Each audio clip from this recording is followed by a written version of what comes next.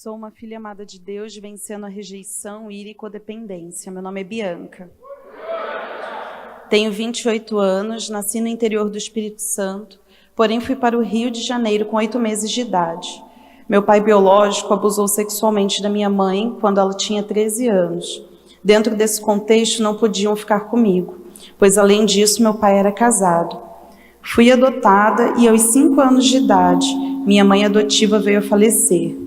Meu pai adotivo precisava trabalhar muito e eu ficava com babás ou vizinhas do bairro, mas estava sempre sozinha. As babás não ligavam muito para mim. Por falta de cuidados, entre 6 e 7 anos, uma vizinha adolescente que ia brincar comigo começou a me estimular sexualmente. Aquilo despertou minha sexualidade muito cedo, porém tudo me deixava confusa, pois eu não tinha muito diálogo em casa.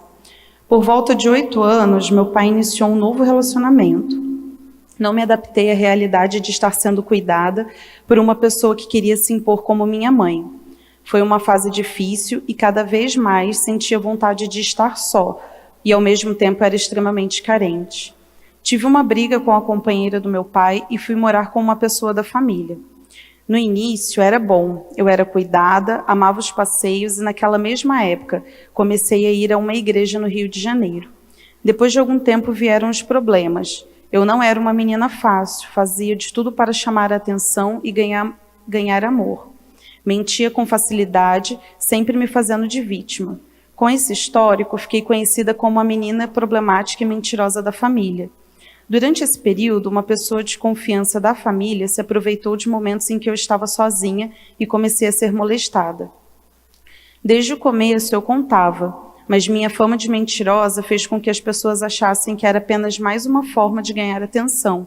Assim, os abusos continuaram. Foi um tempo de dor e muita confusão. Eu me sentia culpada, suja e com raiva. Depois de algum tempo, uma pessoa da família me ajudou a sair daquela situação e voltei a morar com meu pai. O relacionamento dele não deu certo e ficamos apenas eu e ele. Ninguém conversava comigo sobre tudo o que havia acontecido. Não fui aconselhada, apenas precisei aprender a viver com todos aqueles sentimentos. Depois disso, meu pai parecia muito distante. Não me deixava ficar perto dele, não achava certo ficar muito tempo só comigo, e isso me fazia buscar atenção e carinho em outras pessoas. Sempre me envolvia com as piores amizades da escola, não estudava, tinha notas ruins, e aos 13 anos eu me mutilava para sentir uma dor maior do que a da rejeição, bebia e fumava muito, experimentei algumas drogas e comecei a ter relacionamentos destrutivos. Sempre desejava as amizades que me rejeitavam e me apaixonava por aqueles que não se importavam comigo. Nesse período, meu pai iniciou um novo relacionamento, porém minha madrasta tinha uma filha menor, e o pouco de atenção que eu tinha pareciam estar sendo roubados de mim, e ali eu me irei muito. Eu era uma jovem com uma essência doce, porém estava sufocada pela dor, e falava palavras de maldição para eles. Tratava meu pai muito mal, era irada e desejava justiça sobre tudo que eu havia vivido. Me confinava no papel de vítima da minha história e deixava que minhas dores mudassem minha imagem. Aqueles sentimentos de ira faziam com que eu me sentisse muito mal, como se eles não fizessem parte de quem eu era de verdade. Aos 14 anos, eu fui para uma igreja no Rio de Janeiro, onde meu pai e minha madrasta frequentavam. Lembro que no primeiro culto, durante o apelo, eu quis levantar as mãos, mas sentia que nada ia mudar e que todos iam pensar que era só para chamar atenção. Na semana seguinte, acabei cedendo durante o apelo e aceitei a Jesus. Eu mudei a minha casca. Do cabelo roxo, passei a ter um cabelo natural. De roupas de rock, passei a usar saias e vestidos longos. Parei de fumar e beber, me afastei de amizades e ambientes tóxicos.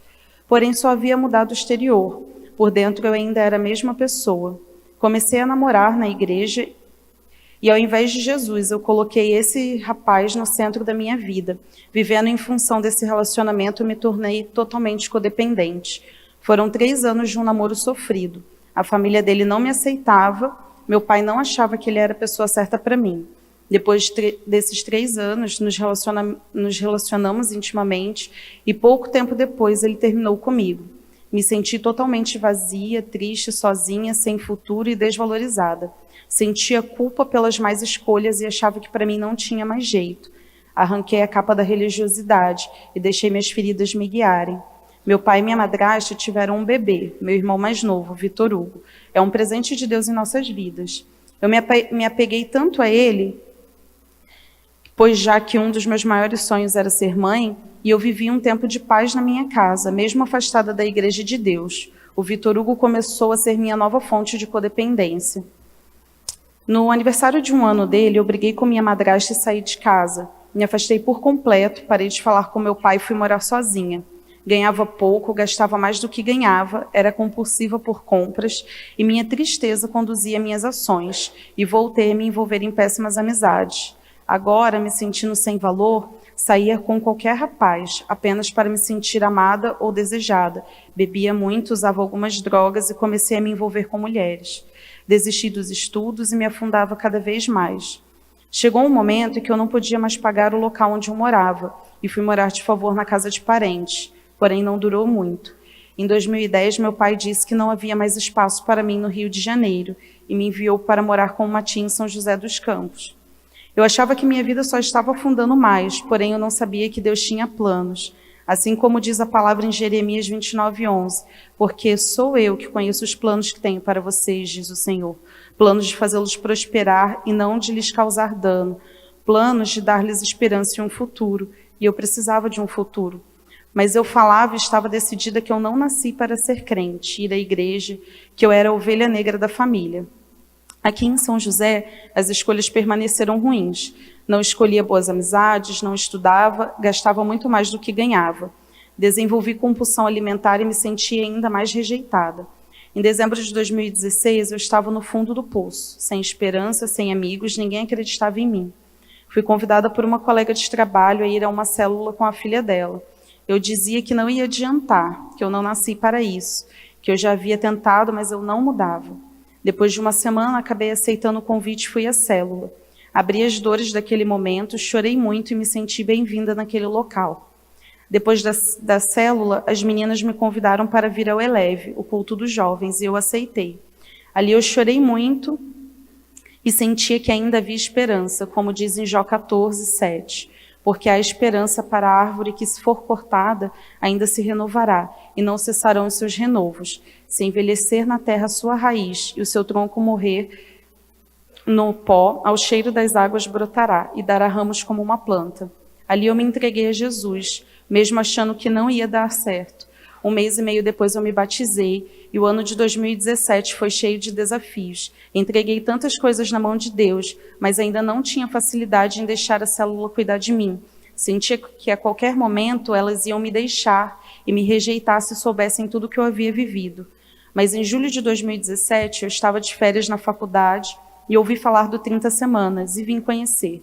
Durante aquele mês eu participei e foi muito bom. Senti que precisava daquele ambiente. No fim do mês eu orei e disse: Senhor, se eu conseguir uma vaga de estágio e puder mudar minha faculdade para o horário da manhã, eu farei em 2018 o ciclo do 30 Semanas completo. Em outubro eu iniciei no estágio e em 2018 meu primeiro ciclo começou. Comecei um processo profundo e intenso, por muitas vezes doloroso, de cura e libertação. A cada partilha, o Espírito Santo me lembrava de algo que eu precisava de cura. Minha confidente me ajudou muito no meu processo. Eu não teria conseguido se não tivesse essa casa e essa família me auxiliando. No fim do ano de 2018,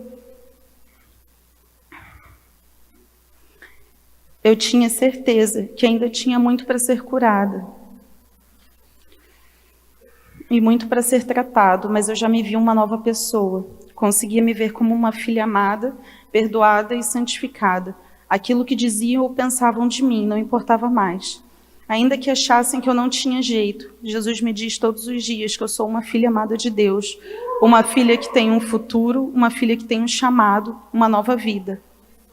Aquela Bianca que outrora era sem valor, sem amor e sozinha, hoje é líder de célula, líder de ministério, faz parte de uma família espiritual que aceita como é, mas que não a deixa onde ela está.